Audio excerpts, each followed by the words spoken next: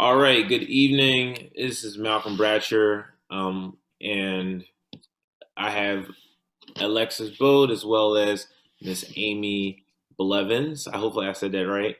You did. Yes, all right. And so we tonight will be discussing our literature on chapters 2, online learning, attrition and retention, and we'll also be touching on chapter 3, online motivation from 4 perspectives. So, some really important key things that I took away from chapter 2, online learning, attrition and retention. I I wrote down some important notes here. It says correspondence courses, online course in the past. This is viewed as the poor cousin to traditional courses, often view clerical, administrative, or semi-vocational in nature. Also, I learned about Jamie's versus Bonk scenario, the struggle with motivation, the advancement in technology has advanced mobile flashcards, podcast lectures, expert blogs, wiki-based multimedia course glossaries, YouTube lectures, expert demonstrations, course announcements, and Twitter reminders. The reading spoke about the growth of online learning is growing vast and vast. But also there's issues that kind of send students towards online learning, things that are going on in their lives or personal lives, such as pregnancy, such as bullying, and other issues. Some recent concerns with online pedagogy as well, though. There are some recent concerns such as low completion rates, some experience stress and frustration, and online learning. I feel that that can come from the students as well as the teachers. And then the reading also describes online learning as boring. It is difficult to retain online learning students versus face to face students. And we're going to share a little bit about our experiences, hopefully, in a moment, about the recent concerns with online pedagogy. I wrote down the definition, which I thought was helpful, of online student retention, the number of students following through a course or program. They're known as the persisters, and it's a highly distressing issue for institutions, admin, and educators. And then I thought I read about the Tinto's model on campus student retention rates. Likelihood of a student's persistence is related to the degree to which he or she is able to integrate. There's also the Kember's model that I read on. It included learner characteristics, learner goal commitment, intrinsic and extrinsic motivation, which we know intrinsic motivation is all about kind of motivating students, getting that motivation from within them versus an external force, such as a teacher or such as incentives. So I like that the book touched on that.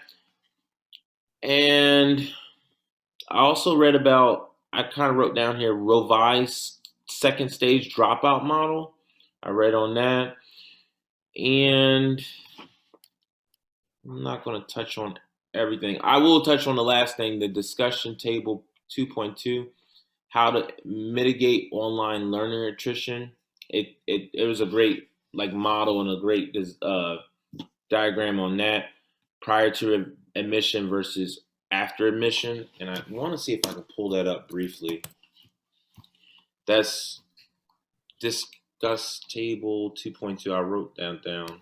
Sorry, bear with me. I'm in chapter 3. Here we go. So a survey in table 2.2, a survey of strategies to mitigate online learner attrition. There's some great stuff in here. So prior to admission, just for example, it said providing learner orientation to distance learning. And another example was to offer short courses rather than long ones prior to admission. And then after admission, so during the study, to mitigate problems, you should assign learning guides, especially for first-time online learners, as liaison between students and other available resources. And then another example for a mitigated strategy is to hold managers accountable for corporate trainee access to and completion of online training courses. So there's several examples of how to mitigate online learner attrition. I'm going to back out a bit, and before I suggest a question to you both, is there anything you guys took away from chapter 2 of our text? One of the things I took away, was the what TEC-Variety stands for. I guess actually this was chapter 1, so I'm kind of like going back, and I thought this was kind of relevant to all the chapters because this book was, kind of based on the framework, which is the tone and climate, encouragement, feedback, curiosity, variety, autonomy, relevance, interactive, engagement, tension, and yielding. So that's actually like the acronym for TEC-Variety. So I think that could go for the entire, book that was downloaded. I just wanted to like throw that in as like the framework for the whole idea of the book that we read. But yeah, it took me a while to like put that together. Like, I was Right. like, it keeps talking about the TEC-Variety principles. What are they? And like, right. Well, I know I did read the first chapter, like to get the basis of the book before moving on to chapter 2. But I just kind of wanted to start and throw that out there about like the foundation of the ideas of this book.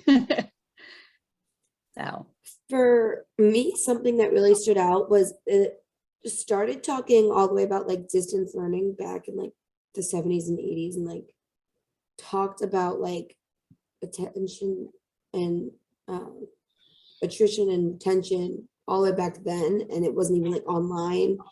And then just kind of like how this book progressed from there to this chapter progressed from there into like 2014, and talked about an 80% attrition rate in 2002. And in my mind, I'm like, all of this is still like the reasonings behind it and everything are still like needed for today, good for today. It's just the numbers are completely different 2 decades later, but everything is still relevant now. Absolutely. And like what we need to look at to, make retention better,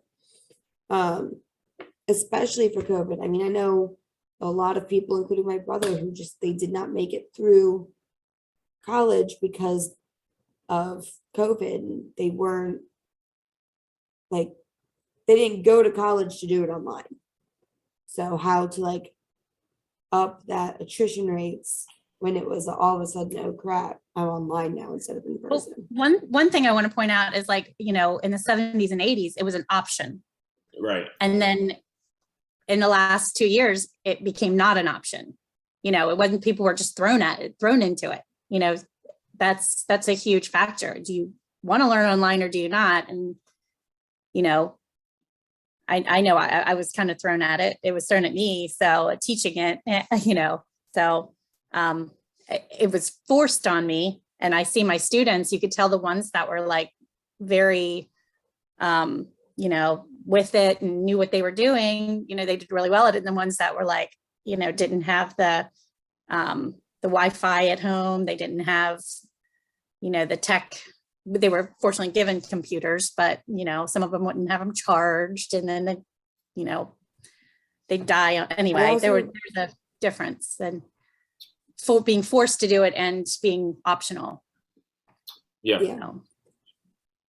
I also really liked like when it started talking about like understanding the retention rates. It like, there was the one where it broke it down into stage 1 and stage 2 of the pre-admission characteristics and factors and the after admission factors, and like breaking it down that way.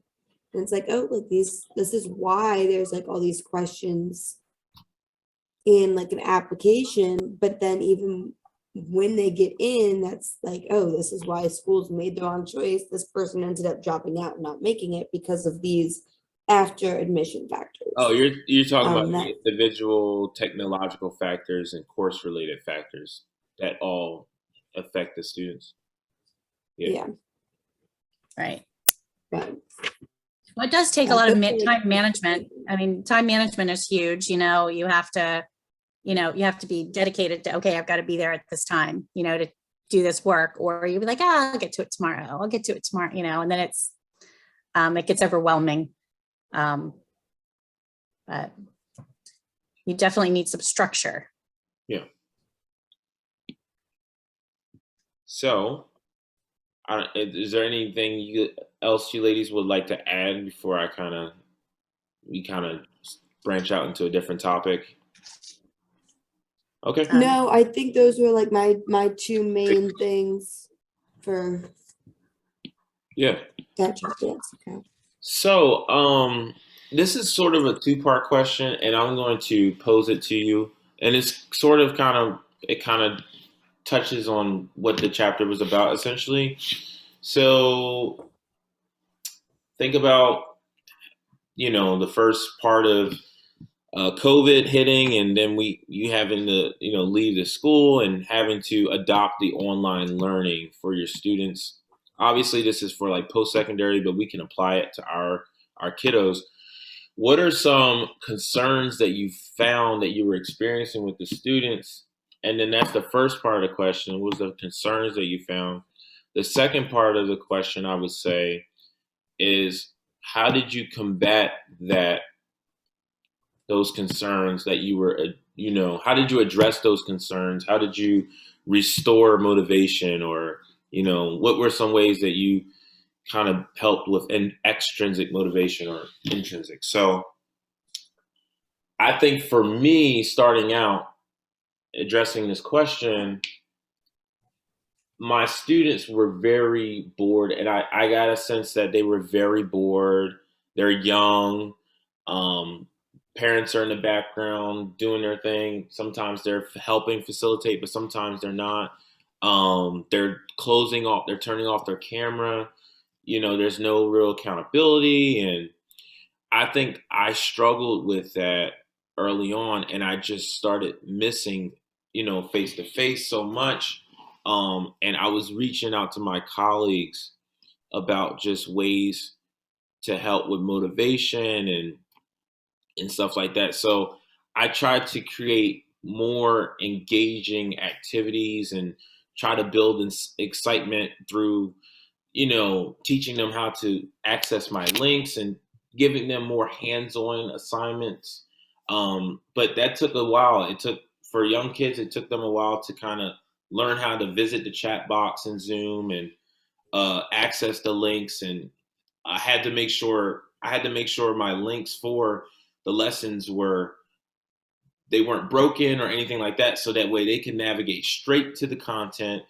And the more I built in like hands-on stuff for them to actually see from home, and the less me just leading instruction by myself, I think that helped a little bit, because they felt like they had ownership in their learning, and they could still experience music in a way. It kept them from just turning off their screen for the most part. So I guess that was one way. It was just making sure I went the extra mile to put in activities in the chat box and try to help with that engagement with them. And that was my method. I can tell you that with go ahead. I'm sorry. You're all good. We keep both just I definitely had some like major struggles, especially with middle schoolers. They did not like have any interest in they hardly have interest in learning math in person. For me, it was a lot of trying to make sure that like I still care for them as much as I would if they were in person.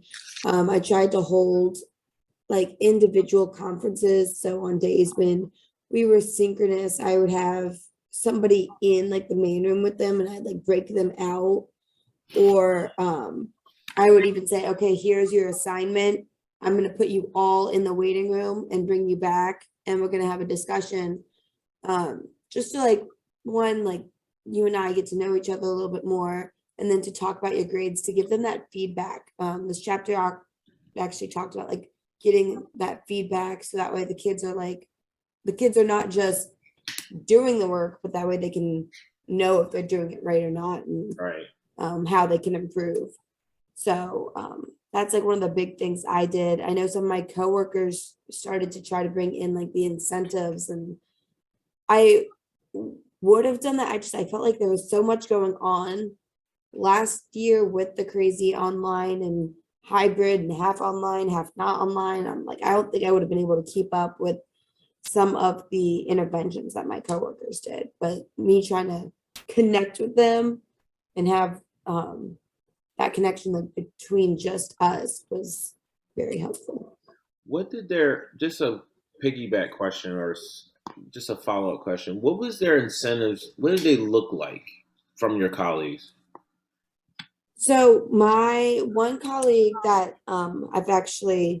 I do this incentive in person, but they get stickers for participating. And the way she did it virtually was each kid had their own slide on Google Slides that they could access to view, but couldn't access to edit. And the teacher would put little images as their stickers into the Google slide to count the stickers that they had. But I'm like, having all these different slides and putting stickers in, I'm like, I would not be able to keep up with that. But I do keep up with it in person because I'm just like pass them out. I'm like, okay, right. Eagle Bucks. And that goes back, right? That goes back to our last assignment, that Iris module thing.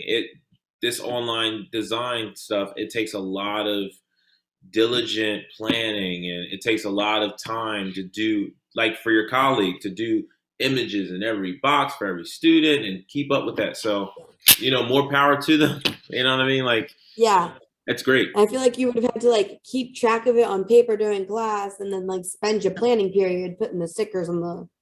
And I can tell you that it wouldn't work for me as a high school teacher because they could care less about a sticker. You know what I mean?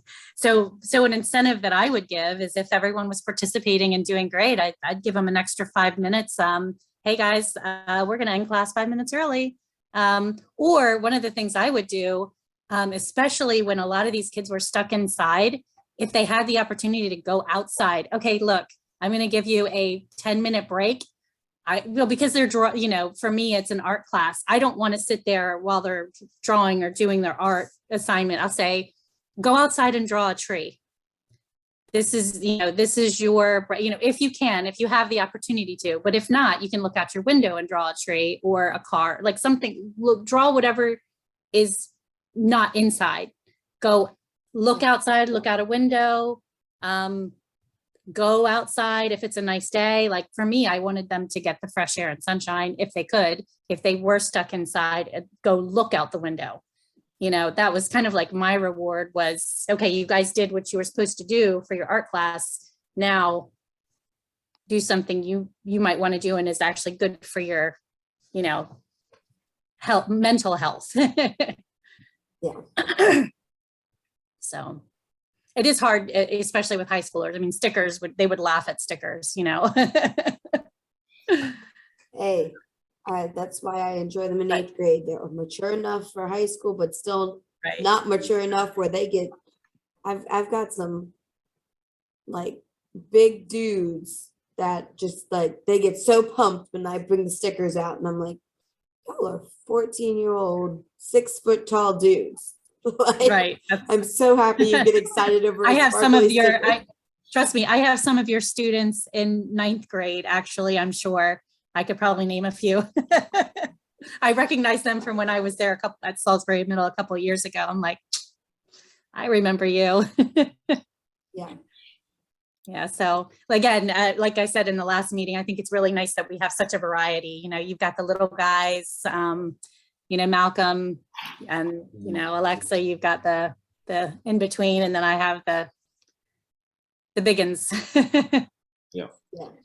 Yeah. So we have a very well-rounded group here. All right. So I would like to move on, and I'm just going to share some takeaways again from chapter 3, which is online motivation from 4 perspectives. So, and we are actually going to touch on how we motivate online learners to engage productively in web-based learning environments. I took away some different things like Atkins' definition, which was the media influences on the direction, vigor, and persistence of action. This chapter also discussed attribution theory. Wanted to say that correctly, which focuses on explanations for motivation based on individuals' beliefs regarding the causes of their success or failure. Self-efficacy, all right, which is high, obviously believes in their ability to initiate and complete tasks, and to complete a task.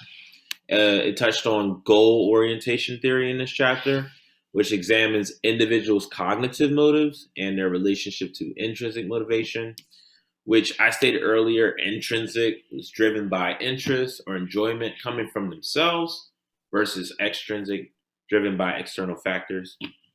I like the autonomy principle that it discusses, which is the studies that have explored how to facilitate learner intrinsic motivation, support the need for autonomy, competence, and relatedness. There's a lot of principles here. There's also the curiosity principle from the text. There's the applications of self-Dieter. I don't know. I may have spelled that wrong. Theory in education settings to promote learners' intrinsic motivation have been extended to include learner-centered elements in the design of face-to-face as well as online. So those are a couple of things that I took away. It talks about behaviorism, so maybe one of you ladies will touch on that. It brought up Pavlov's study, which is a very popular study with the dogs. I wrote down here internal aspects of motivation were ignored in early 1900s, which I've learned. Something called black box. So I'm going to step back here, but is there anything you guys would like to discuss that you took away from chapter 3's online motivation? Well, I like that they, basically like all of the foundation of all education, which is, all these learning theories that, you pretty much learn in, teaching 101, is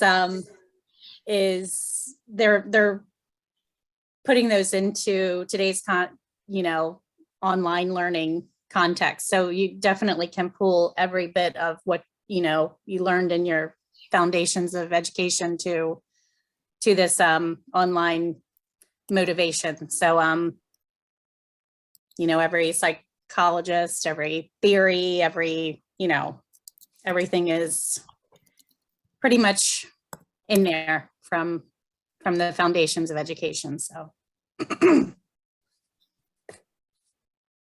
I really liked the table that broke down what I just read, because I know chapter 2 did it too.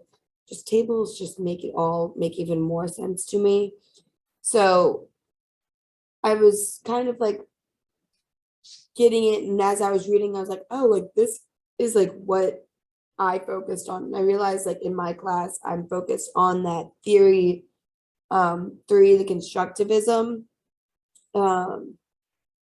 because in math, it's a lot of problem-based, and I don't want to just like teach them, okay, this is how you do it, but I want them to use their prior knowledge to explore. And that's what that learning theory 3 really talked about. And I was like, oh, like I marked specifically on that one, like this is what I'm doing. I'm trying to get them to use their prior knowledge to explore a problem before I even teach it to them, and just tell me like, what do you notice? What do you wonder about this picture. And then from there, I'm like, okay, well, this picture actually is math related to what we're doing today. And what you were wondering is actually the question we're going to answer.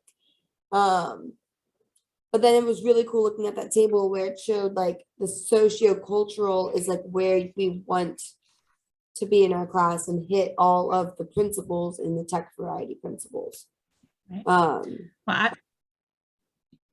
yeah, it's amazing how like each of us with their different fields of study, kind of can pull from certain things, because the sociocultural views, that's where I feel like I can get the most out of my students, because, in the art realm, I can, do art projects based on, like recently we studied cultural masks, and I said, you can do any, you can design your mask any way you want, but I'm going to show you like multiple cultural masks, Venetian masks, African masks, different masks. You can design it, but we're going to learn about each one. And then you pick which one you want to decorate, how you want to decorate your mask. Oh, cool. So, and they were like paper mache masks that I spent all last weekend making, and they turned out phenomenal. I'll even share a picture in a minute once I pull it up. So go ahead. Sorry. I had to throw that out there. But.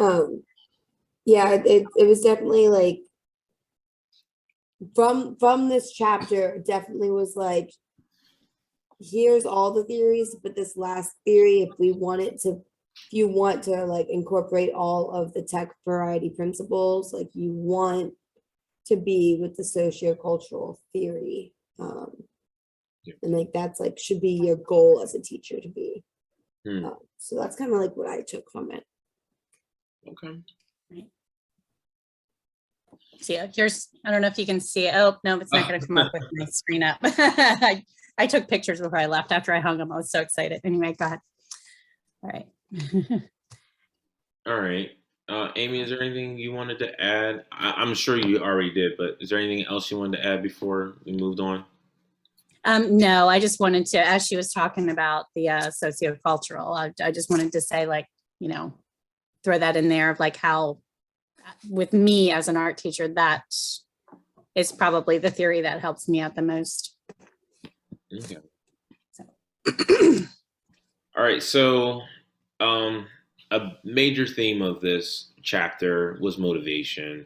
And I just want to leave a simple question with you, something to think about, because I think motivation is very key to everyone, not just our students. We have to be motivated even as educators. So how are some ways that we could motivate online learners in an online environment? I will start. I believe motivation can be like fostered through collaboration and finding as many ways, getting as creative as possible to have students connect with one another. It's easier said than done probably with younger kids. I'm not sure, but maybe it's a discussion board for like third graders or something like that know how to type or something. Or for your kiddos, Alexa, maybe it's, again, a discussion board. I don't know, or whatever the case may be, but getting students to, in a breakout room, discuss a topic or something like that. Those sort of devices that can help them just not sit back and be lectured to or to read from a white screen, but for them to actually be like, oh, this is sort of how face-to-face would be. Like, this is sort of what the norm is for us. This is my niche. This is what we're used to doing. This is routine. So if you can help build that in the design, and I think that'll help with the motivation and help kind of give them a sense of normalcy. I know a lot of educators don't like to hear that term anymore. Like, let's go back to normal or whatever like that. There's that, but that should help them feel that sort of normal routine of, so that's my suggestion for just building motivation, collaboration. Yeah, and like with the normalcy, you were saying is teachers may not like it, but that's what kids like. Kids like want to something to feel normal. Kids don't like that kind of change. But yeah, so for like motivating kids in a classroom, or sorry, via online, like we were talking about with the IRIS module, like I want to do more of those discussion boards and chat rooms and that kind of stuff. And I really could have, thinking about it, done something like that when it came to like those notice and wonders and using that initial knowledge base to explore something. I could have easily given them just a picture, and like together they could have chatted about exploring, like, what do you guys notice about this? And I think that would have been really cool to do more of last year, was to really get that collaboration going, and to get that like through that socio-cultural views, to make it more collaborative. I definitely think that's kind of missed the ball on that one last year a little bit. And engagement is like key number one, trying to get kids to be engaged through it. So the more collaboration there is, the more engagement there's going to be, for sure. I agree. Yeah, piquing their curiosity, you know, getting them interested in what they're learning, that's key. And, you know, it's easy to do that in the classroom, and also to see the reactions when you like introduce something. If they're like, oh no, like, you know, it's all about like trial and error and, you know, getting them excited about learning. So yeah. I'm going to also jump in here and say one more thing about building motivation. I think it also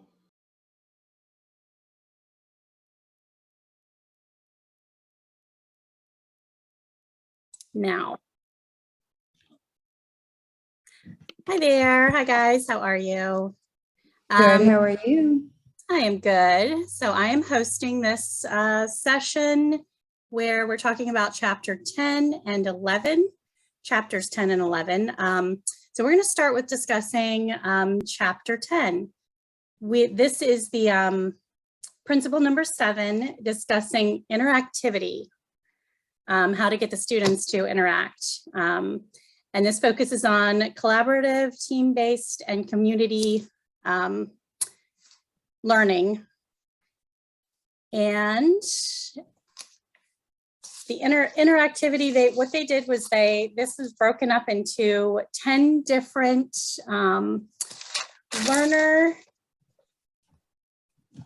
learners interacting with other people. So 10 different examples were used in different activities, online activities that could bring in learner interactivity. So what I'm going to do is I'm just going to, you know, talk about what I would use in my classroom in a web-based class, and what would go the best with, you know, teaching art online virtually. And the one that jumped out at me in this chapter the most was the word cloud interactions. This is where students contribute to the web rather than receiving from it. Instructors are the tour guides, and the learners visualize word frequency for vocabulary use. So for me, in an art class, I would use this basically for art content and you know, vocabulary and definitions to kind of get them used to using familiar words or commonly used words in the art world and in photography as well. So one of the tools that was used in this was Wordle.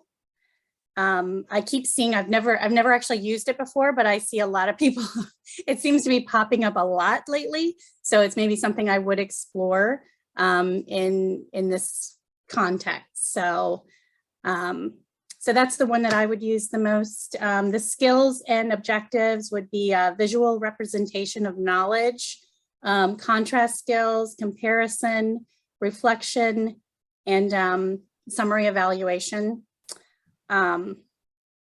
So how about you guys? What did you see that would basically be used in your content area for web-based learning? So for me, I really was attracted to the jigsaw online, the jigsaw method for online, but also jigsaw was really good in person as well. I experienced it as a student, and I've done it as an educator. So it would be fun to adapt it for an online course. So just to review that, a jigsaw is basically forming groups with having students in groups and presenting a certain topic or area of study, and then getting the students to then separate into temporary expert groups, and then actually breaking back out from the expert groups back into their original group. So I like the idea of the jigsaw. It's all about sharing information and like actually studying content and stuff like that. So then when you meet other groups and take more information about what the other groups are discussing, you can bring it back to your original group. I don't know. It just seems like a great method for taking ownership of learning, which I feel like was a part of the chapter and everything like that. So yeah, that would be a great tool to use for my group. Skills and objectives, again, just to review, includes teamwork, like I said, group interaction, knowledge, negotiation, communication skills, interpersonal skills, and learning depth. And like I said, as I wrap up here, I feel like this is a really great way for all students to actually really be on task. No one can fake what they're doing or not like follow through. This is actually a very thorough method because everyone has to own their learning and be responsible of the task at hand. So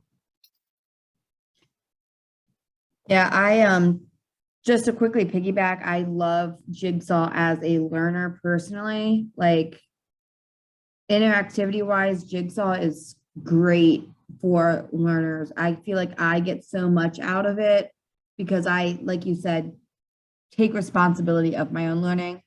But I haven't done it in my class. I did write it down as like one of the top ones I would do. But one that I hadn't heard of before until reading this that I was like, I would be interested in trying is the role play. I feel like with math, I get a lot of questions like, when am I ever going to use this? So I was thinking about how I would use it as a math teacher and starting each unit with giving each group or each person a different job, like a different career that would have to use whatever we're doing in that unit. So if we're talking my angles unit, well, obviously any architecture is going to need to know angles. But maybe so does even a kicker for a football team needs to know the angles and the degree in which they need to kick the ball. And so coming up with different jobs and giving each student a career that they would then have to go and explore and look up ways to do that. And that one was like a new one that I was like, I feel like it could work even for like a end of the year activity before a big test review, is giving them a job and like, what kind of mathematics did we learn this year that you could do in this career? Some of the skills that the book talked about was needing that creativity and imagination, and that it really takes kids out of like the present and being like, okay, I have to know how to use Pythagorean theorem, a squared plus b squared equals c squared, and really bringing it into the real world and maybe something that somebody in the class will have to use one day for their career. So that was like, that's a new one to me that I feel like I might actually try to use later on in the school year.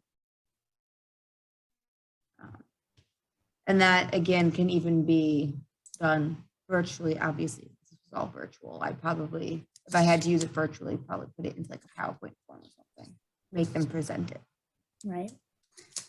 Right. So are we ready to move on to chapter 11? You think? Okay. So there was a similar, I guess, context in chapter 11. So this is the 8th principle, which is engagement, getting the students engaged, effort, involvement, and investment in their own learning.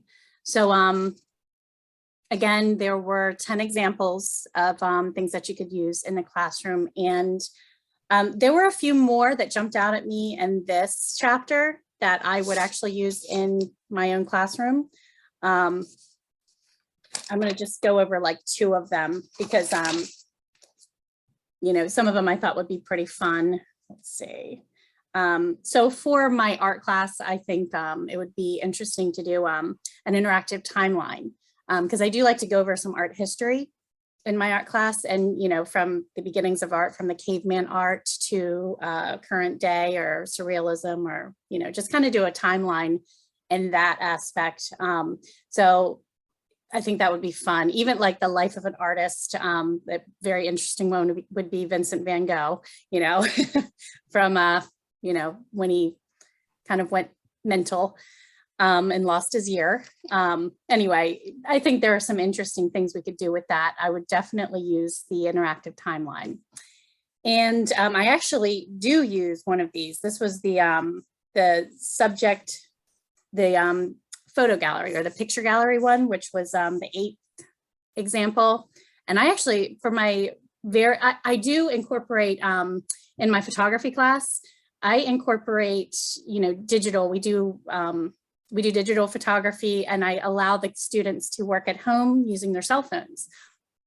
And the very first assignment that I do when I, you know, meet my class for the first time, because my class is based in quarters, I actually do like all about me. You know, I want you to submit 10 pictures with no words, just using your cell phone or whatever, you know, means possible, and tell me about you using photography. So that's, you know, something that I actually do use currently. So it's pretty interesting to learn, you know, whether it's her favorite food or favorite hangouts, best friends, family, pets, whatever they can tell me about themselves. I learn a lot about my students by just seeing their photographs the first time, you know, in their very first assignment. So that's the one I would use. Those are the 2 I actually do use, as a matter of fact. So, all right, how about you guys? So for me, I really want to work on the ownership of learning. I think there's a lot of creative methods in this chapter, but I also like to think of myself in the lesson, not just my kids. How would I like to learn, or what's kind of creative to me? And I thought the exploring animations and simulations, like putting them in simulations, would be really kind of cool, especially for this day and age that students always are attracted to iPads and they're used to using VR on gaming systems. So for them to actually take a lesson, and maybe for music they're like exploring classical music or learning about, like maybe they're visualizing, they're seeing some type of instrument, a woodwind instrument that they're learning about, and they can actually interact with it. I think that's a lot of engagement right there, because it's appealing to the visual, auditory sense of learning, and it gives them more of a sense of kind of learning, like different senses, that they can really like have memorable experiences with. And I'll just wrap it up by sharing the example from the text, visualizing emancipation, which was, it says here, it was an interactive timeline, like Amy suggested, and that the students can kind of go back 150 years, which was a very, obviously, very like important part of American history in the United States from 1861 to 1866. And the students could pause and review any different time of the events. They could look at Union Army locations. So that kind of takes like learning and extends it and makes it much more meaningful.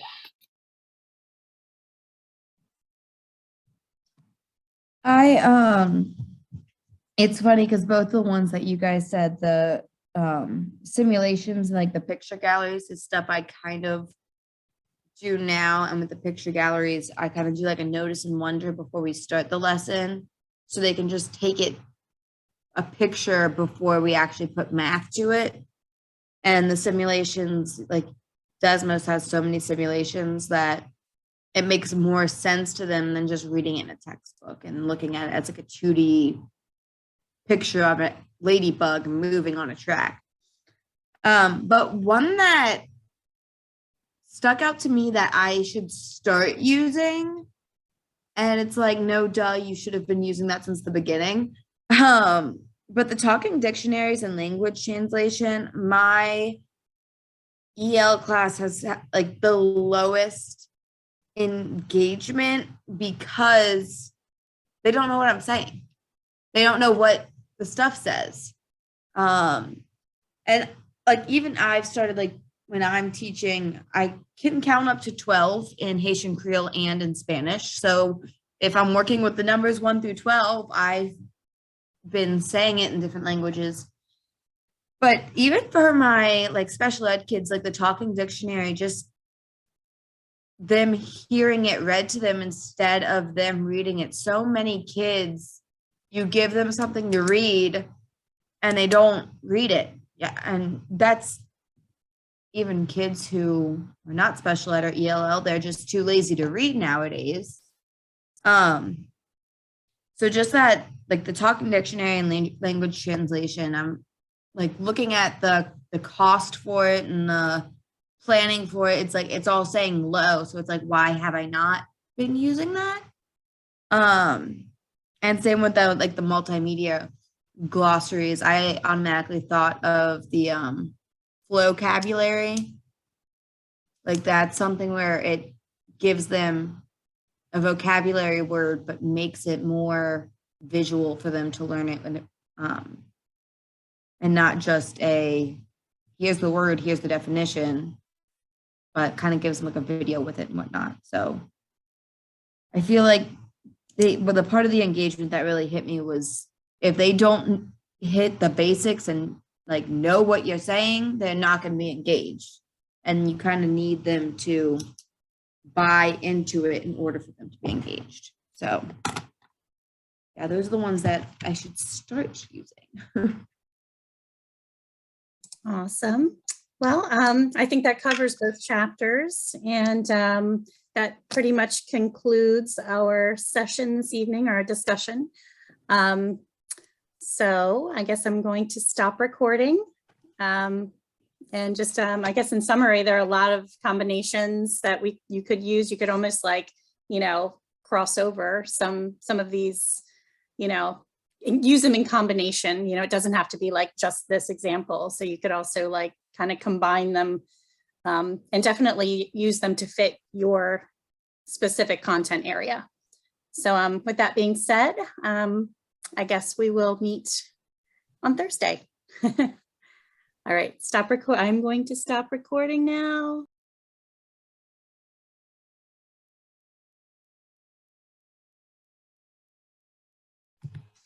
Good. Okay. Hello, my name is Alexa Boda. Today we will be discussing Chapter 15 and the resources section of the TEC-Variety ebook.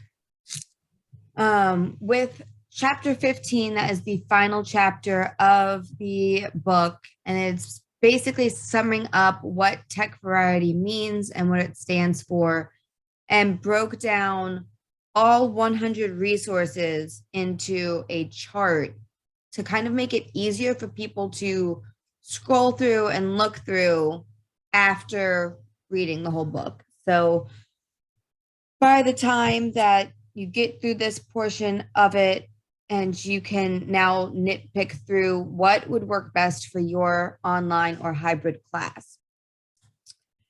Then it talked about kind of what they expect from TEC-Variety and how it's a framework that they believe isn't the one and only answer, and to continue to look for ways that will help you reach your goals in a online classroom.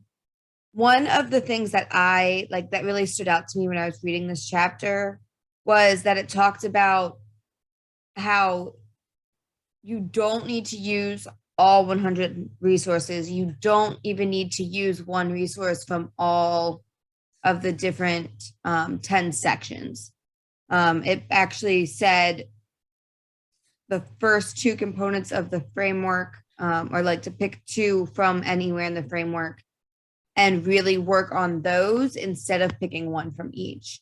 And I found that kind of helpful, where if you just start with the two that would work best for you, you don't have to incorporate something from every single one. And it would actually work better than randomly selecting one from every single one. Amy or Malcolm, was there anything that stuck out specifically to you in this chapter that really summed up TEC-Variety and how you would best use it for your classes? Yeah, well, you said a lot, and it was well said. It basically, like you stated, it summarizes TEC-Variety, but I will go on and add. It kind of suggests like what TEC-Variety isn't in the framework. That it's not an instructional design model. It also suggests that it's not like the method is definitely not like the only game in town. So don't rely just on TEC-Variety, but it's just like a foundational approach. So I thought that was helpful for them to pinpoint and highlight what TEC-Variety is not. There's several things that they stated like at the end of chapter 15 that it's not certain things. Oh, it also said that it's not a psychological or educational theory. Instead, it is a somewhat eclectic way to view online instruction. Yeah. Right. It's a compilation of the best motivational principles. Just kind of puts everything together in one big pot, and you can kind of pick from what you want. So, yeah, I feel like it's almost like taking a college course, throwing it into a book and saying, here are 100 ideas that we have for you. If you want to use them, great. If not, like, there are other ways that you can handle it. right. Pick and choose what you would best work for your class and your age group and your your content area. So Yeah. there were definitely things I would have never used, and then there's things that I'm like, oh, I would totally use that. So there were things that resonated with me as an art teacher in the high school level, and then there are things I'm like, no, not happening. Yeah. So, yeah.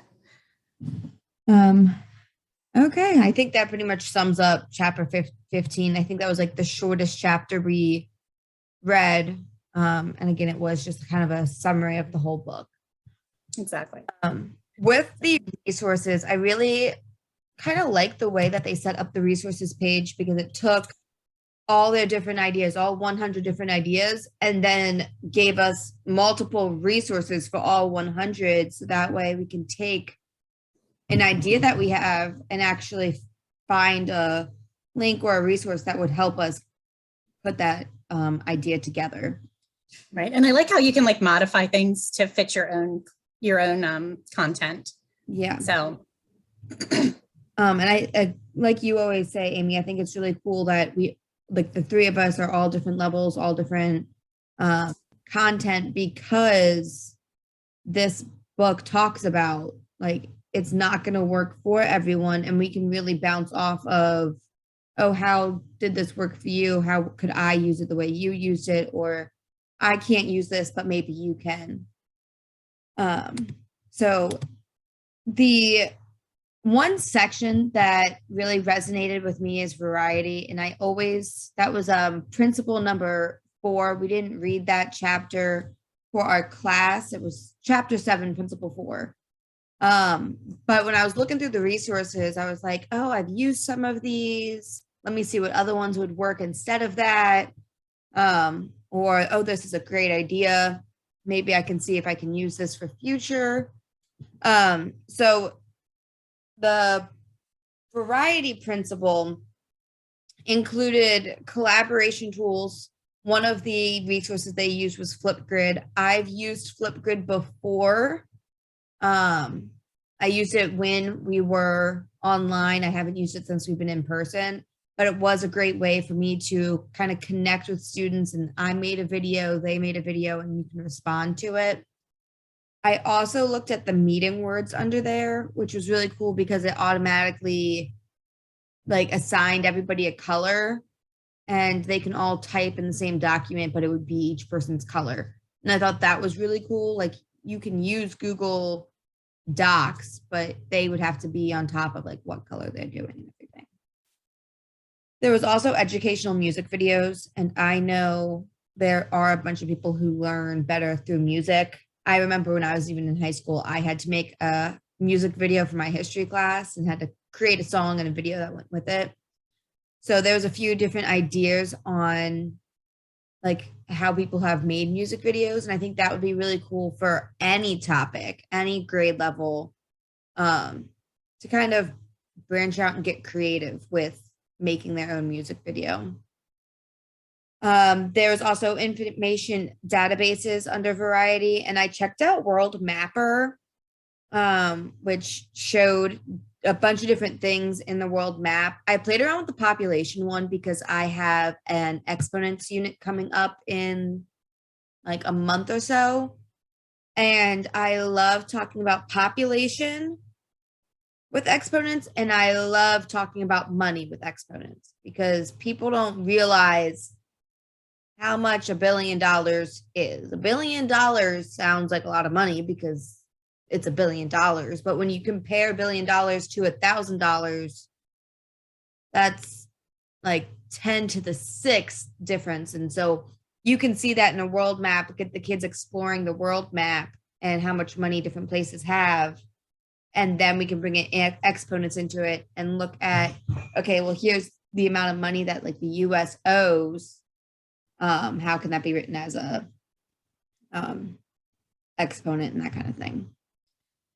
The microblogging, was one of the chapters we read talked about using Twitter, and I would love to use Twitter. It just scares me with middle school, but I would definitely be open to using Twitter as a Variety activity. And then it also includes massive multiplayer online games and mobile and social networking games. I think games are like a great way to get kids involved. Now, would I have my kids use Grand Theft Auto? No, they're probably already playing that. But that was one of the resource examples. And I thought that was kind of funny that they had Grand Theft Auto as an educational resource because you can use games and make games fun for kids. I also specifically found a math drill one, which is an app for Apple and iOS that had mathematical practices, really, really great for the elementary level, but still good for middle school because there are some kids who are really behind and need that extra practice. And then the last, two more things under that section that I really wanted to talk about. One of them was the online timers. Online timers and random number generator. I normally use Classroom Screen, and it has all of that. It has a timer, it has a random name generator, it has green light, red light, yellow lights. It has so many different things that you can use in your class. But I did play around with some of the resources that they had suggested in this book.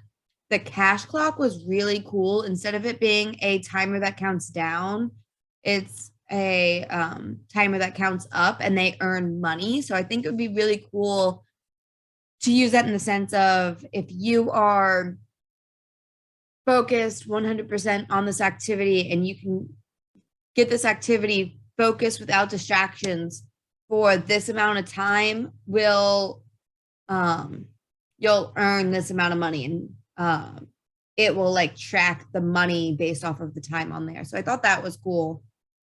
And then the random number generators, they had so many different ones. They had coin flippers, dices, list randomizers, playing card shufflers, all stuff that I would use in a math classroom. So yeah, the variety one really resonated with me, and there was so many different useful tools that, like, if I want to try something different and give more variety for my classroom, I definitely would go there and check out those tools. What section did like resonated with you both, and specific resources from that section that you would find useful for your grade level and content? So for me, I think it was really close between Principle 2, engagement and feedback, because we know feedback is very important. There's a very strong impact and influence on feedback and connection to that and achievement. Um, but it also came down for Principle 2, encouragement and feedback, and Principle 7, interactivity. I was stuck between those. And so I was leaning more towards Principle 7, interactivity. And I think for me, it's just the key to engagement and purposeful learning when you have more students online kind of owning their learning and, networking with other students that are, going through the same process as them. So I think that is important in terms of, their learning and their development.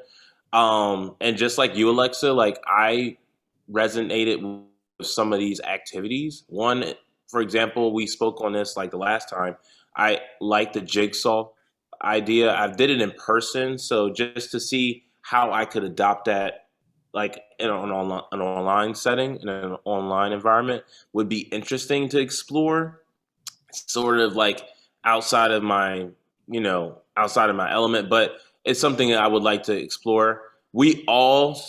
I would think all of us have had some experience with Google Documents, and that's a part of like document collaboration and interactivity. So I'd like to do a lot with Google Docs if I could, and seeing where I can go with that. That goes with, Google Slides, the whole gamut. So, and then there's other things like wiki spaces, wikis in education, Canvas, which we are accustomed to as grad students in this program. And there's just a lot. Mind mapping and collaboration tools. And I clicked on a few of these video interaction and discussion tools, Flipgrid. So you guys might be familiar with that. Another professor in the program, Ruth Malone, does a lot with Flipgrid, and I personally love it. I don't know if you guys have had Dr. Malone or Ruth Malone, but I think it's perfect. I think that's a really great program to use. So I could see a lot of students like they would love Flipgrid. I think that would be kind of cool. And then there's some social media and networking tools. I agree with Alexa, just being conscious of Twitter and stuff like that, but it's here. I just think as educators, how do we navigate that so that way it's safe for all students, and that way it's still purposeful and it's still tied to their learning and their curriculum. But there's Facebook, Google Hangouts, Ning. I hope I'm saying this right, Piazza. So That was one of the ones that I had too, and I was like, I think that's Piazza. Piazza, okay. I think so. So I think there's a lot of uncharted territory. So while there is still a foundation of what I'm familiar with, like I said, Google Documents and Flipgrid, as a student, I enjoyed those. There's so much left to cover, and what I liked about the resources is that it's just so handy. Like you could just click and go straight to the page and learn about what these different programs have to offer. So I would say for me, interactivity. Awesome. Thank you, Malcolm. All right, so for me, and being an art teacher, I think curiosity is key, getting kids interested, and that was number 3. So curiosity, and as far as art goes, I would use the interactive learner, picture gallery. I like the timeline, especially for like art history. let's see, the blogging would be fun to do. I haven't initiated that, but that might be something I'll try.